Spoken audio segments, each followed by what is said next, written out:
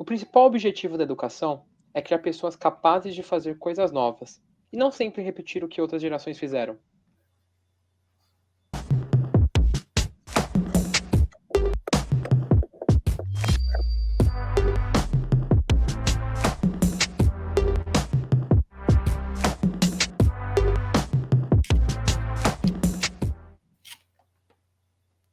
Olá, sou o Lucas, psicólogo clínico, e é com a frase de Jean Piaget que inicio nosso bate-papo com o tema Metodologias ativas, eficazes ou ideológicas? Com o apoio da Estudar.life, recebemos no nosso quadro Os Desafios da Educação a professora Leonora, apaixonada pela educação e com vasta experiência nos segmentos de ensino e que também adora estar com professores. Olá, Leonora, tudo bem? Olá, Lucas, tudo bem? Tudo ótimo. É Muito um obrigado pela sua presença. prazer enorme estar aqui com vocês. Prazer é todo nosso. Muito obrigado. Bom, queria iniciar o nosso bate-papo sobre um tema tão interessante que são as metodologias ativas, que está tão em voga atualmente na educação, né? Eh, Introduzindo o, o nosso telespectador. Afinal, o que são as metodologias ativas? Qual o papel que você acredita que elas têm nesse processo de formação dos nossos alunos? Ah, super importante isso que você coloca, né? Qual o papel que elas têm na formação dos nossos estudantes? E às vezes parece que a gente está escutando metodologia ativa, um boom que aconteceu nos últimos anos e que agora tanto aí se discute. Mas, na realidade, eu vou fazer um aporte lá na década de 90, início da década de 90, é, com um grande estudioso chamado John Dewey. Ele falava que para o estudante realmente compreender um objeto, uma situação, um problema, ele precisava estar com as relações aonde esse objeto se movimenta. Ele precisava compreender e verificar quais são as consequências daquela situação, entender as causas que levam àquilo, compreender aonde se aplica aquilo. Então ele falava para a gente que a compreensão ela precisava ter o que ele chamava de aprendizagem significativa, a aprendizagem em ação, né? E hoje a gente escuta a terminologia metodologias ativas, que é aquela na qual o estudante é colocado como sujeito ativo no processo de aprendizagem, e não aquele cara que fica lá sentado, olhando, a gente costuma dizer, olhando para a nuca daquele que está, né, na frente, e só, né, ouvindo, quando ouve, né? Então, as metodologias ativas, na realidade, é esse movimento de colocar o estudante no centro do processo e ele como autor dessa aprendizagem, e não como um sujeito que está ali para receber um pacote de informações, né? Mas o aporte dela teórico é bastante antigo, data de muito tempo atrás, porque eu estou usando o Dewey, mas a gente pode buscar gente ainda bem anterior que já defendia essa aprendizagem, uma aprendizagem com compreensão, né? Então, esse é o papel da metodologia ativa, desenvolver a compreensão sobre o acontecimento, a situação, o tema e o objeto de conhecimento que está sendo trabalhado, né? Essa é a grande sacada disso, né? Sim, sim. Vejo que, ultimamente, nas discussões a respeito da metodologia ativa, nós temos bastante do quanto o papel do aluno muda, né.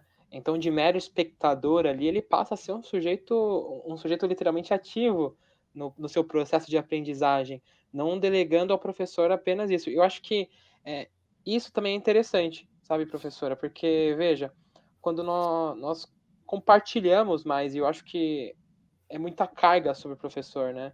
É muita carga de ser o único responsável por fazer o conteúdo chegar naquela pessoa, por fazer aquele outro aprender e ter um desenvolvimento, enfim, muita coisa em cima de um professor, né? Isso.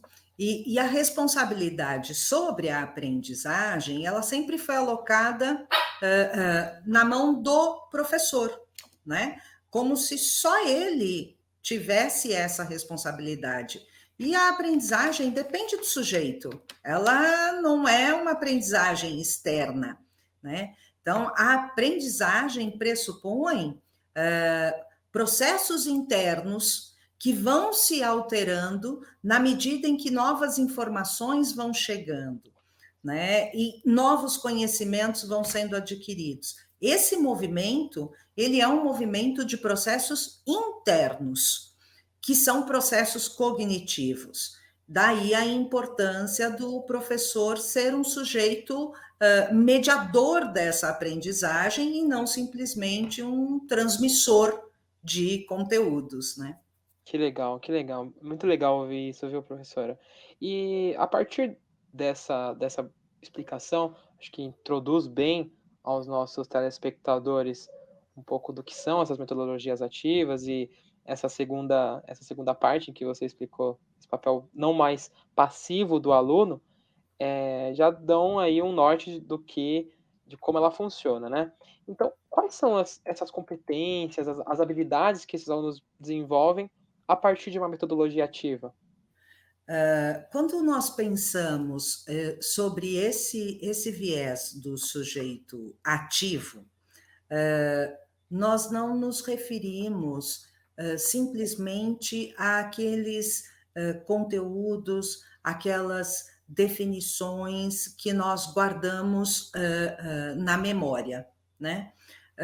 O que ocorre é que, com o advento da tecnologia, a nossa relação com o conhecimento ela mudou radicalmente, né? Eu não preciso, se a gente pergunta hoje qual telefone eu sei de cor, eu não sei de cor nem o telefone das minhas filhas mais, né? Porque eu não preciso, né? E antigamente nós decorávamos os telefones, porque senão tinha que consultar uma agenda física, né? Para poder discar. Não me chama de velha, hein? Pronto. Né? Mas era assim que acontecia. E aí, a nossa relação com o conhecimento, ela se alterou, porque uma informação, basta eu colocar no meu Google e ele vai me disparar, só que ele me dispara uma quantidade absurda.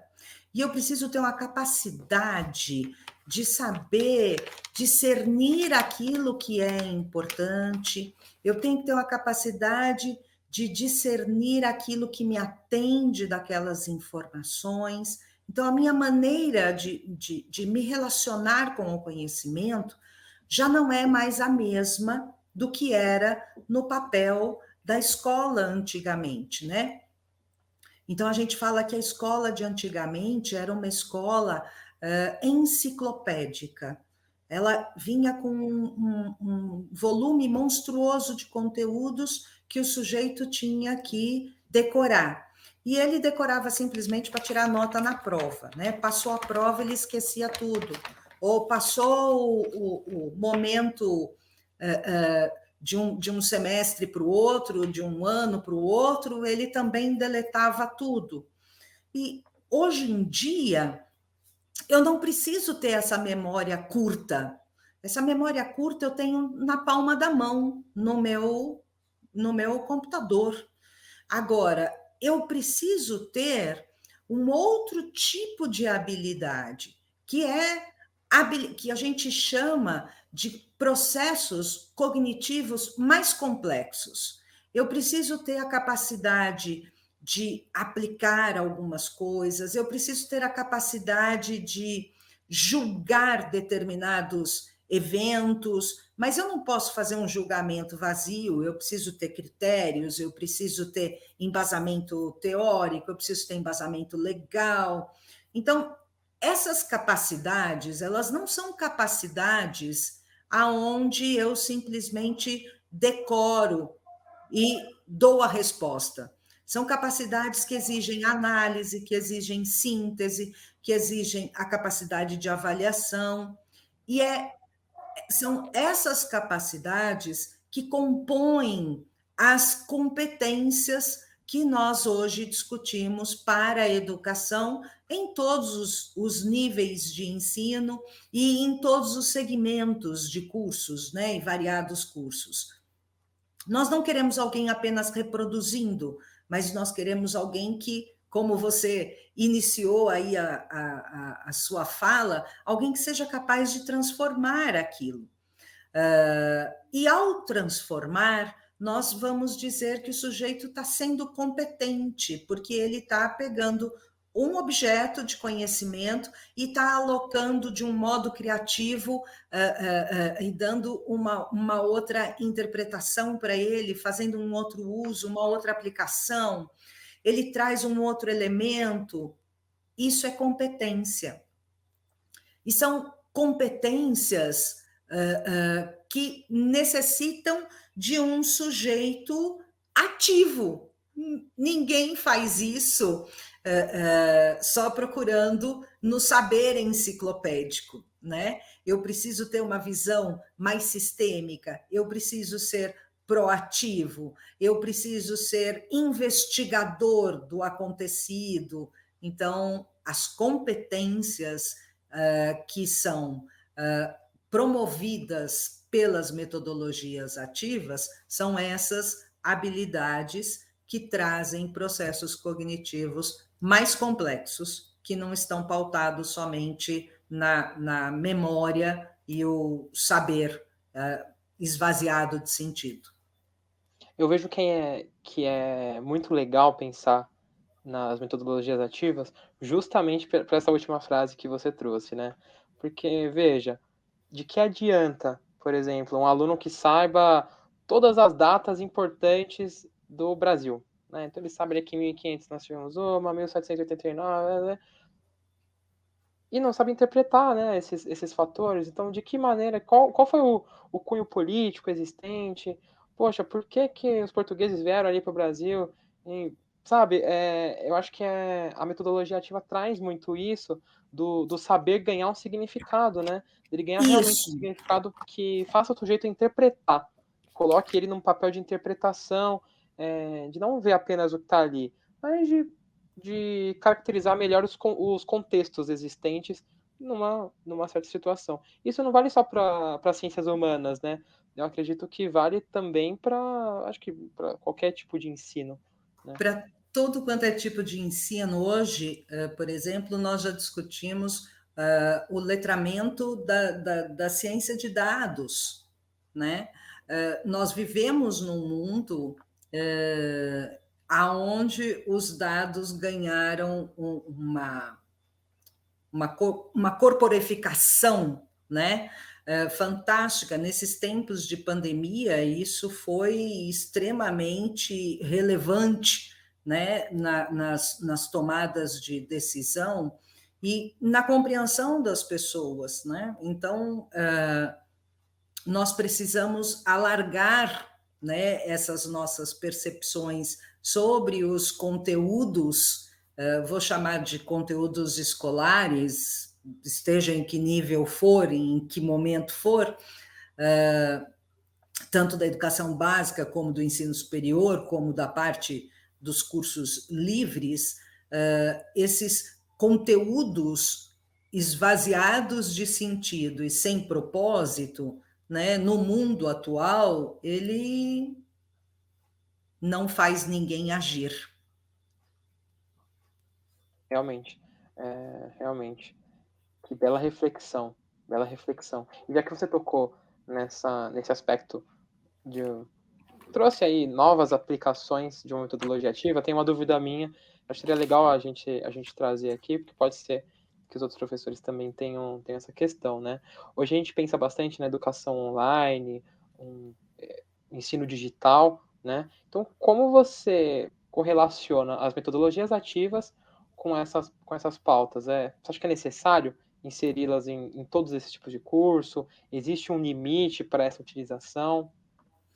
Nossa, super importante isso que você colocou, né? Porque, infelizmente, nós ainda discutimos educação à distância e ensino presencial, né? Nós ainda fazemos uma separação, quando na realidade nós deveríamos falar de educação, né? E a educação, ela deveria ser, né, híbrida, o tempo todo híbrida, contemplando momentos do ambiente digital e contemplando momentos do ambiente presencial, né? Mas não deveria haver essa segmentação, né? Um dia talvez a gente consiga aqui no nosso país parar de segmentar os dois, né? Mas num ambiente digital ou no ambiente presencial, eu preciso ter o sujeito ativo.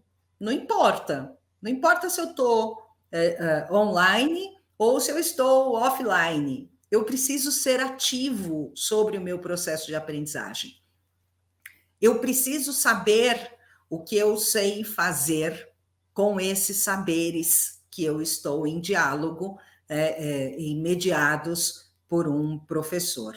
Então, é fundamental ele ser ativo em qualquer canal, seja ele digital ou presencial, ele precisa ser ativo, né?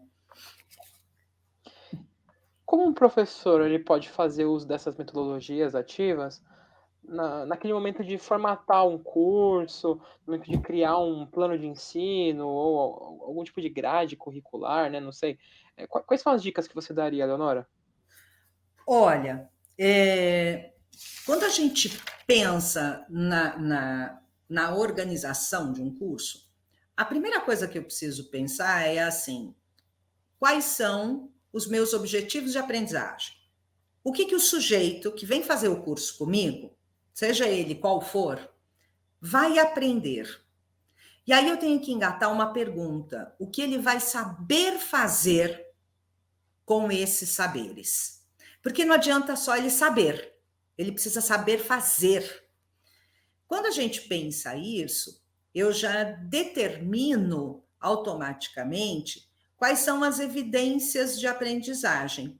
Como é que eu vou averiguar que ele sabe fazer, né, uma determinada coisa com o objeto de conhecimento? Então, como é que eu vou saber que ele é capaz de julgar uma determinada situação de acordo com uma pauta legal, né? Essas evidências, elas estarão no desenho da minha aula.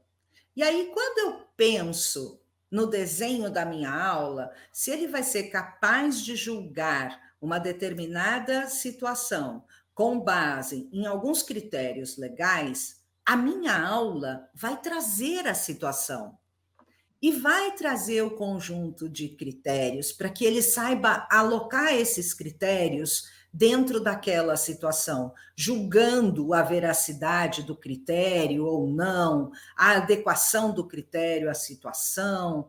Então, se eu quero que ele faça isso, não é uma posição dele sentado, não é uma posição dele sozinho com o seu caderno e com o seu livro. É uma posição de diálogo, é uma posição de reflexão. Então, eu posso ter aí uma situação de um júri simulado, eu posso ter uma situação de um confronto de ideias, aonde eu tive uma posição de defesa sobre esta situação, eu tenho uma outra posição de ataque a essa situação e eu vou gerar um debate. Então, a minha aula por si só já vai ser modificada e já vai envolver essa perspectiva do sujeito ativo. Agora, o que eu preciso ter é coerência, né? Então, quando a gente fala da metodologia ativa, eu vou colocar o sujeito em ação. Que modelo é mais adequado? E depende da ação, né? Então, se eu quero gerar um debate, e se eu quero gerar essa situação de reflexão, não faz sentido eu usar um Padlet, por exemplo, para construir a aula, né? Então, o que eu preciso ter é a adequação.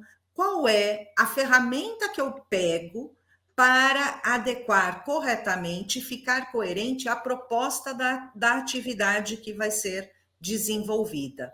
É isso que eu preciso buscar. Se eu quero que ele reflita sobre situações onde os julgamentos foram diferentes, talvez um modelo de rotação por estações seja mais interessante. Em cada estação, o sujeito vai passar por uma defesa diferente que fez uso de um critério diferente.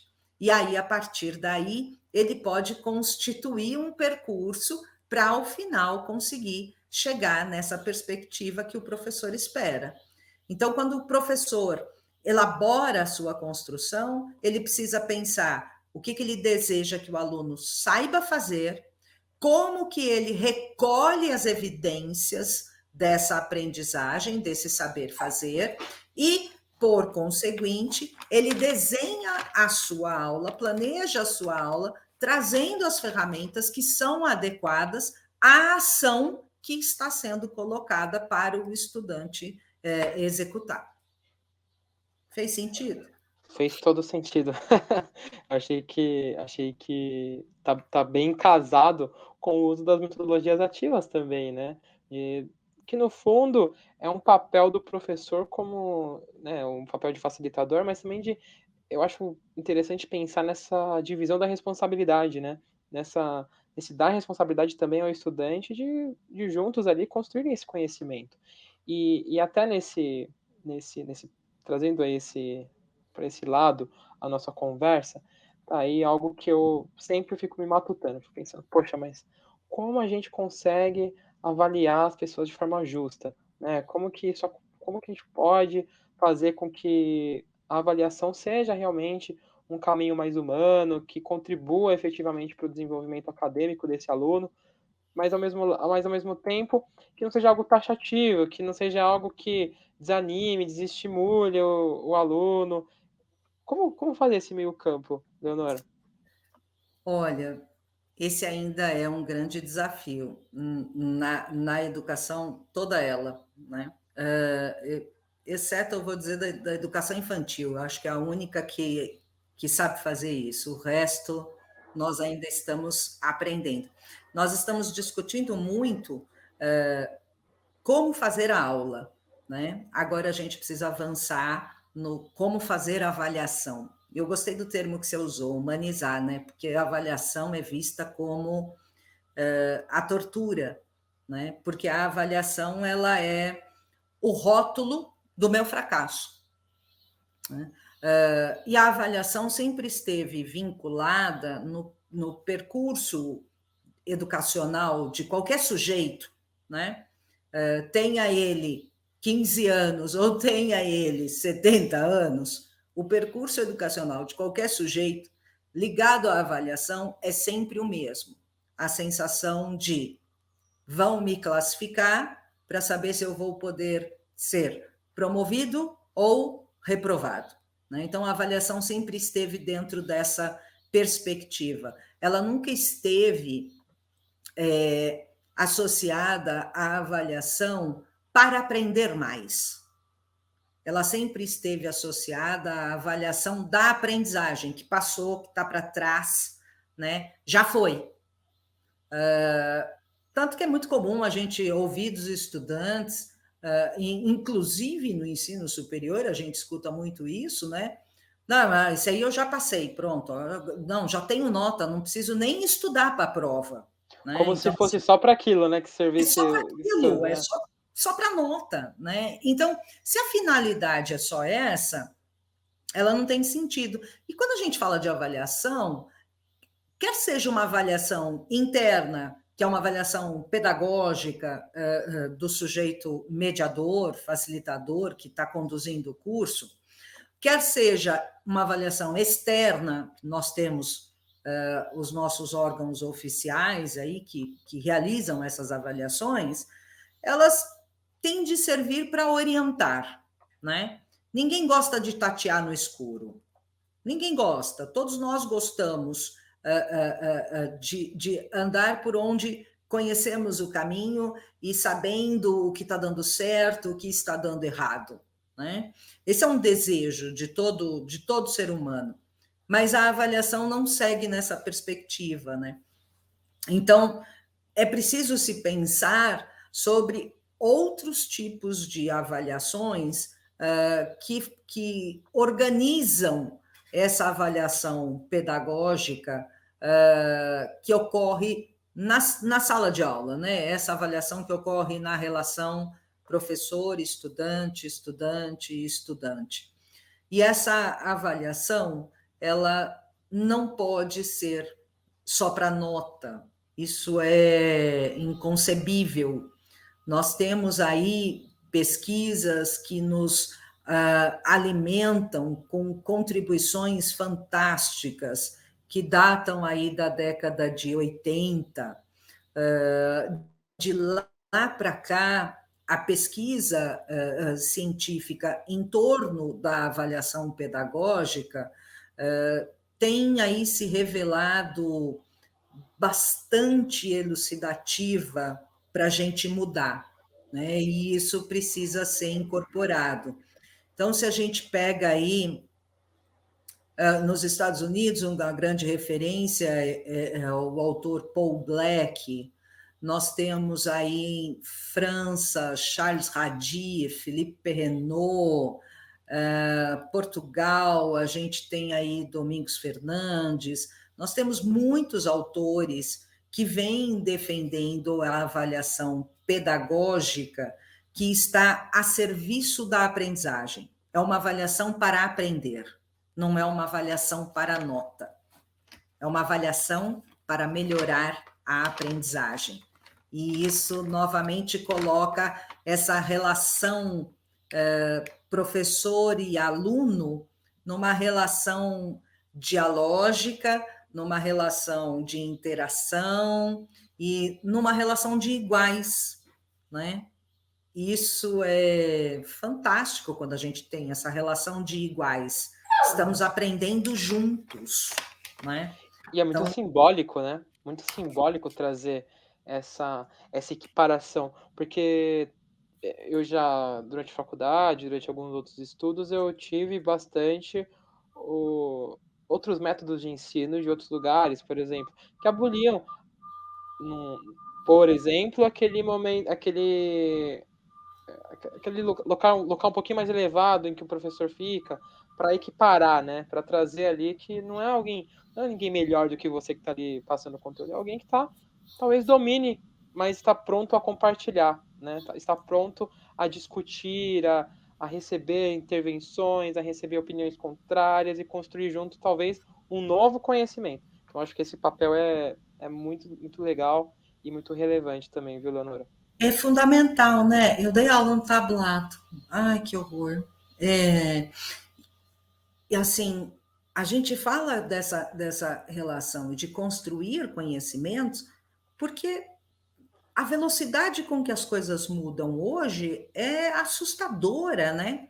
Então, tem uma série de conhecimentos que nós tínhamos nos cursos e que hoje não faz sentido. Não tem mais sentido, né? E tem outras atitudes, temos outras competências, e aí entram também as competências. Aqui eu vou fazer um parênteses, aqui no Brasil são chamadas de competências socioemocionais, né? Em alguns lugares as soft skills, mas se a gente pega um outro autor, por exemplo, o Charles Fadel, ele faz uma defesa no CCR, não de competências socioemocionais, mas ele faz uma defesa de caráter, foi o nome que eles deram, né?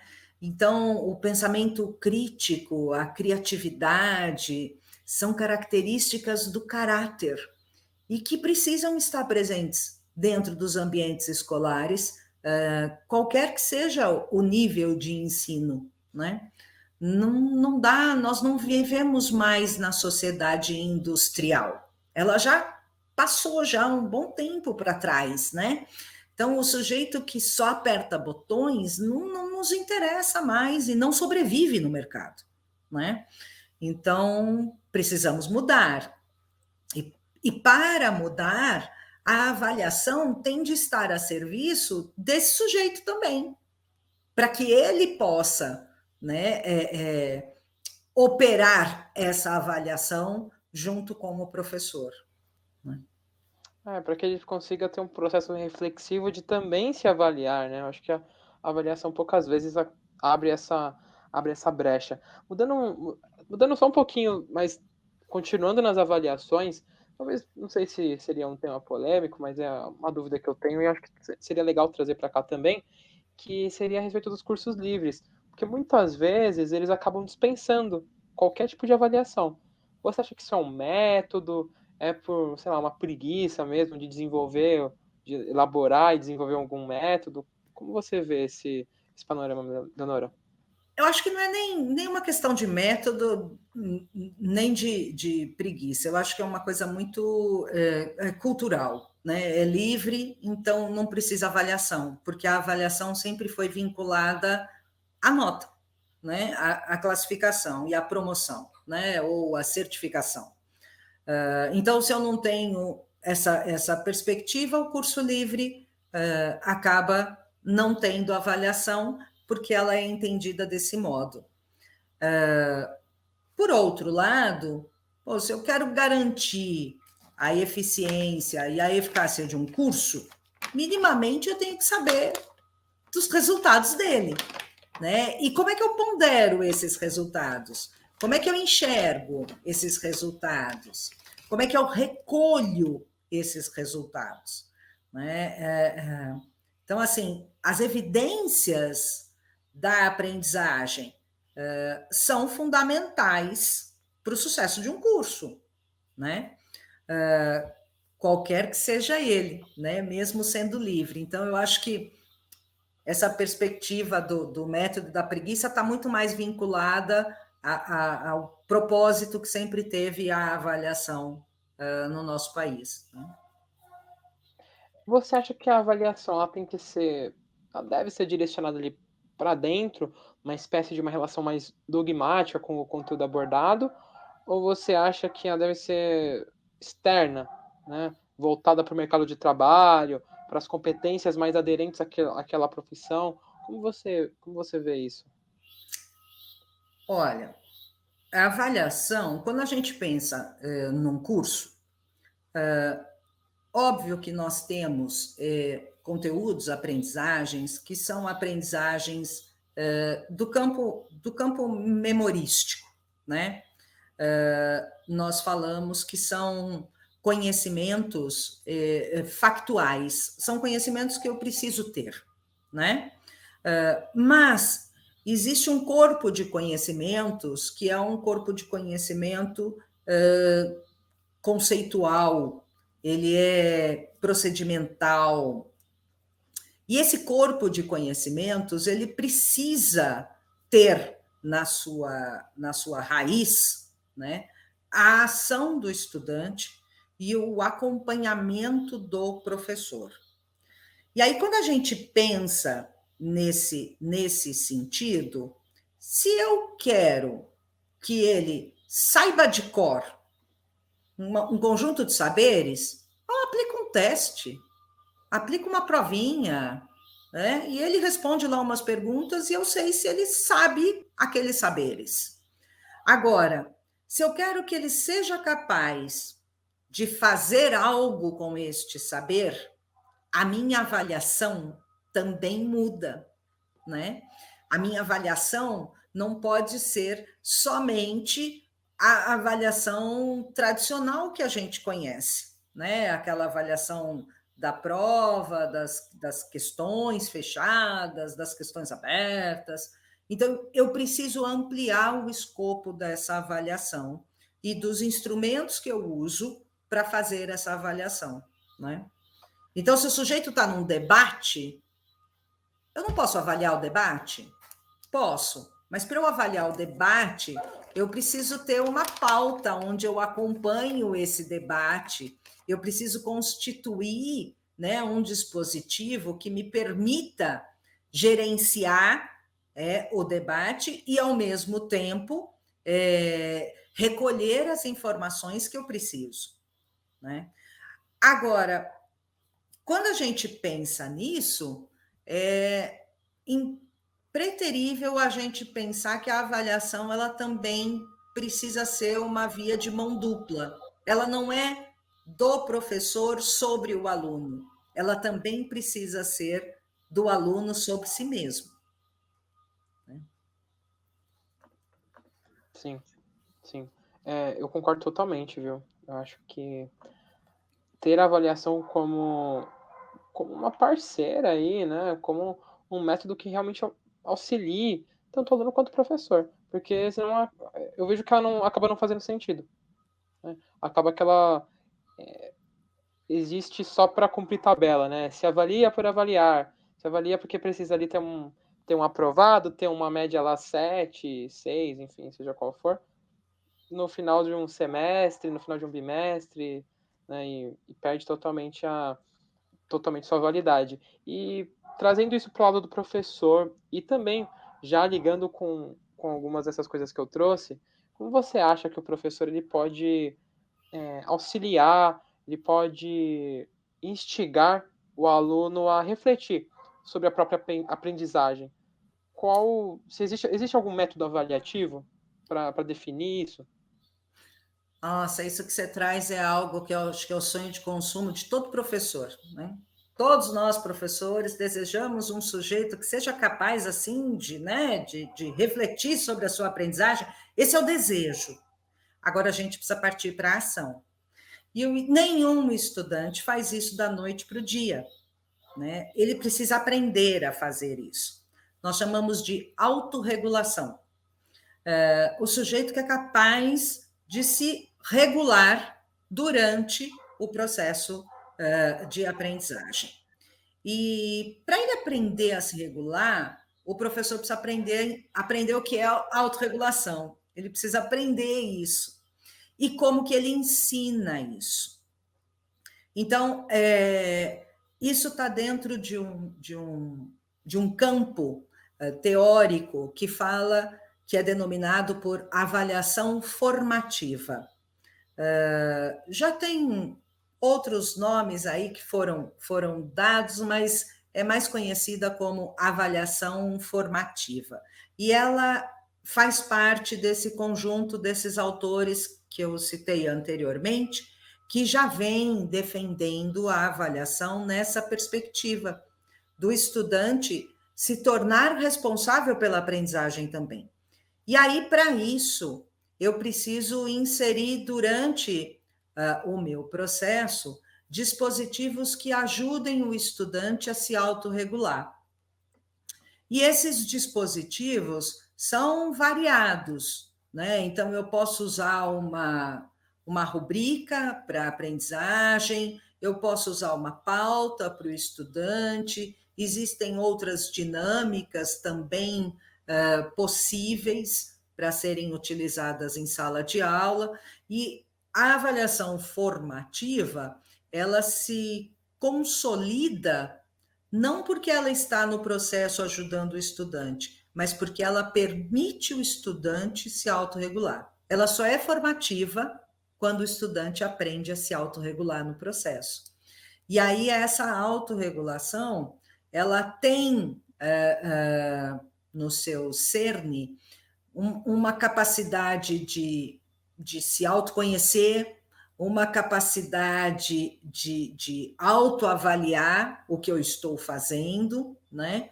E essa capacidade de autoavaliação, ela não pode ser sozinha, né?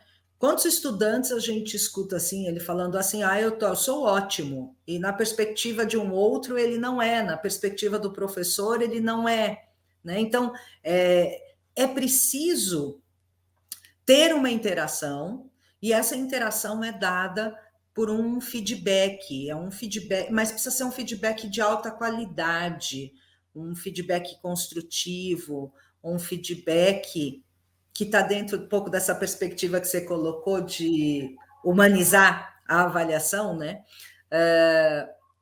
Não é um feedback que vai falar, você errou aqui, aqui, aqui, aqui, aqui, volta lá e faz tudo de novo, né? Ou você dançou, vai fazer tudo de novo, o ano todo comigo de novo. Mas é um feedback que enaltece aquilo que ele já sabe, é um feedback que trabalha em cima dos saberes que ainda estão em construção, né? E não os saberes, os não saberes.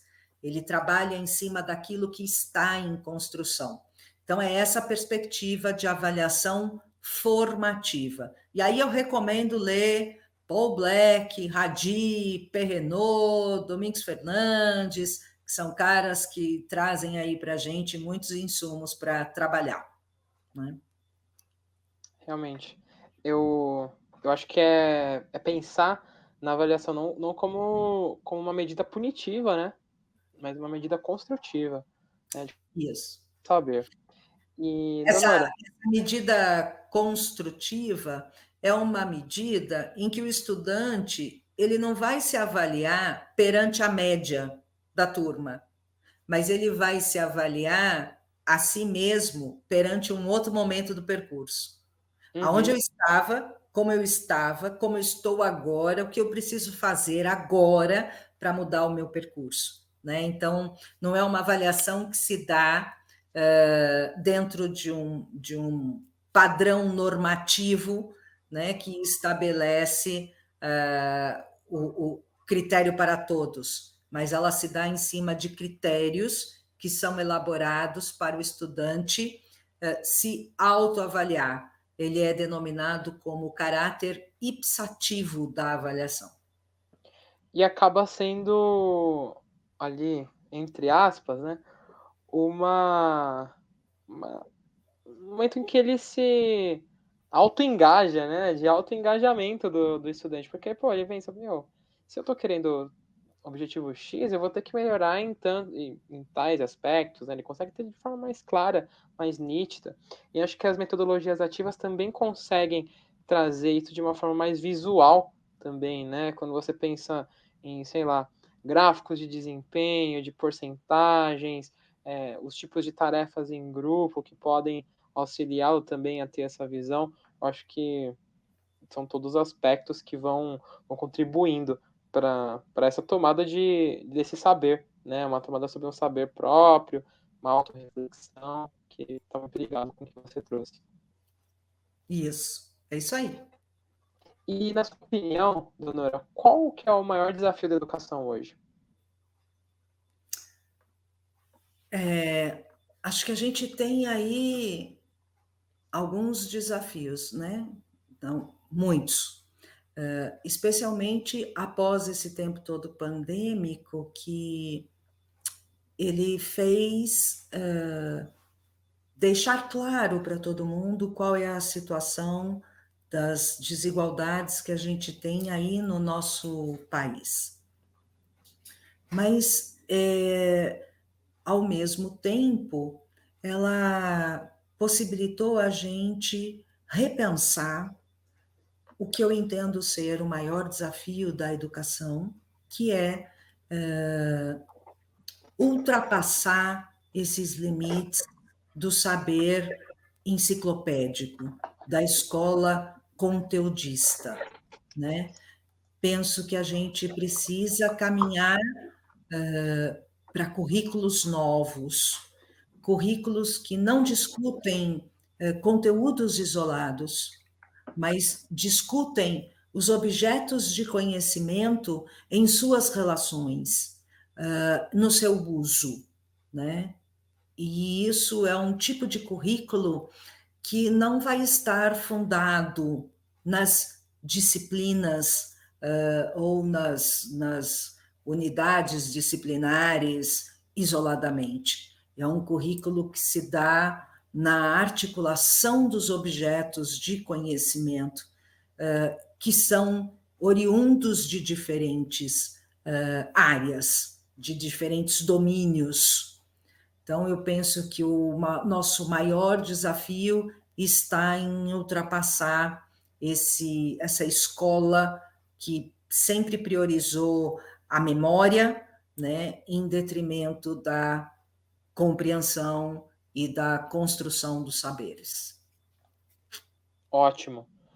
Que mensagem impactante e necessária, Leonora. Muito bom. Bom, finalizando esse bate-papo a respeito das metodologias ativas, queria agradecer muito, Leonora, pela sua participação, uma grande aula novamente, né?